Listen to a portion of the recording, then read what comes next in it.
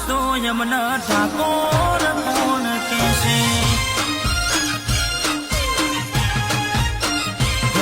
હાઈકોર્ટના થાશે ચુકાદા ઓવરથિંક વિચારો રહેશે કોણી માપ્યાનું ફળ મળશે વ્યવહાર હાચવી ઠાકોર લેશે ઠાકોરોએ નમતું જોયાલું તો યમના ઠાકોર કોણ કહેશે